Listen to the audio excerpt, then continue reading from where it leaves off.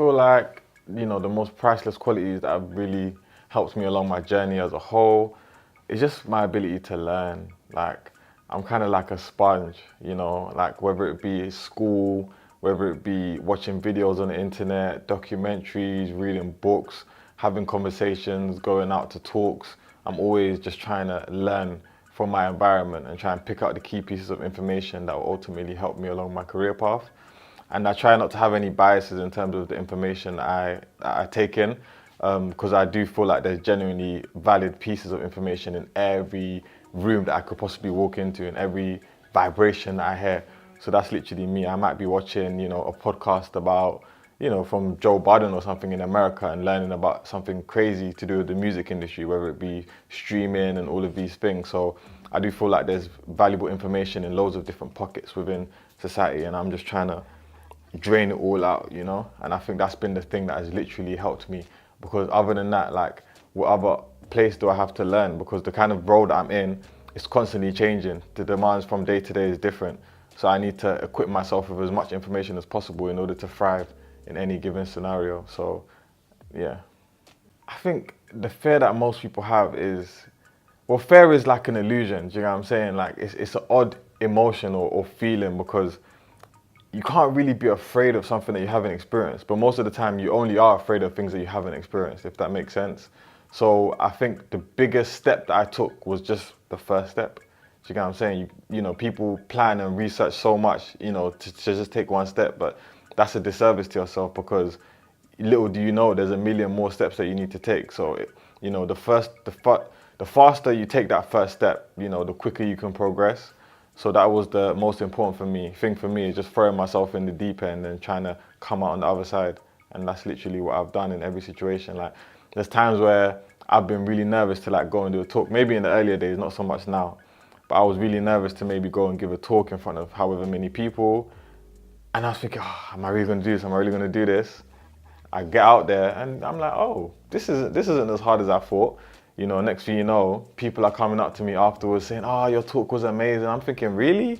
So I guess just having the confidence to kind of take that first step is an important thing. Don't be afraid, man. Can't be afraid. Don't know if I answered it correctly, but I have an odd relationship with failure, because I love it, but at the same time I hate it. And the reason why I say I love it is because when I'm having, periods of time where things are going a bit too well, in my mind, I start to question, wait, what's going on here? Because I know that my journey is meant to include 50% good, 50% bad, 50% success, 50% failure. So when I don't feel the failure, I start to think, wait, hold on. Maybe I'm not doing as much as I need to be, because I need to feel that failure in order to let me know that I'm still on this journey. And so sometimes I find myself not looking for failure, but waiting for it, just to kind of wake me up and remind me, well, you still got, there's still potential for you in this. Some of my favorite failures are, okay, I'll say the ones that I like and I'll say the ones that I don't like. The types of failures that I like are when my ego is getting the best of me. So sometimes I might think this idea is super good and, it's really lit.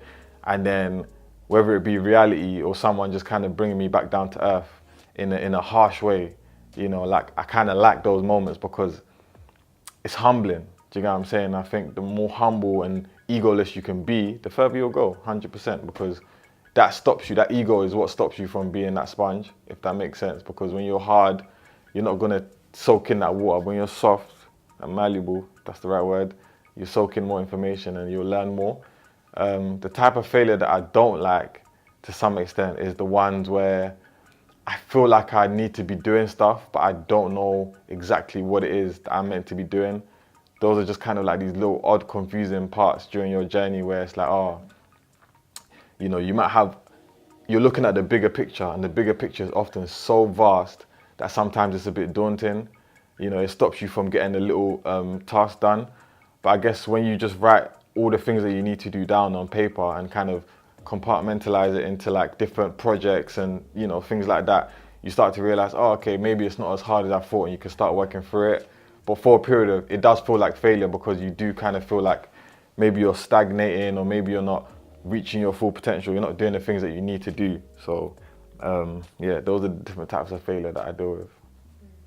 I think the main life lessons I've learned from my career mainly would be patience. Like, I still think I'm a really impatient person on some level, but it might not come across that way because I try and fight it so much, but I've really, really had to learn patience because I guess when you start off on your journey, you think everything's going to happen overnight. Literally, that is literally what we thought when we set up our business. We thought, oh, we've come up with such an amazing idea. Why wouldn't the world want to, make us millionaires? Like, why wouldn't people want to buy into us? Why wouldn't, these brands want to put us on their shelves? But I guess reality is reality, do you know what I'm saying? And certain things you can't be in control of, especially when you're in the early stages of your career. You need to build up leverage, and that can only be built up over time. Same thing with experience. So I've had to learn to just put in as much effort as I can in a day and just keep on replicating that day in, day out. And then literally 3 years later, you end up here. I think working in a team is tough, and working with other people is tough. Like, when we first started, most people work with their people within their social groups, their friends, and that was just as hard as working with strangers, if not even harder. Because when you have people who you expect to just blindly support what you're doing and give it their 100%, and they're kind of giving it 50, and in your heart and in your head, you can't figure out why, it's a really confusing, like, phase to be in, do you get what I'm saying? And then the business is suffering because of that. By the same time, working with strangers is equally tough because they understand you less, and sometimes they can misinterpret some of your gestures.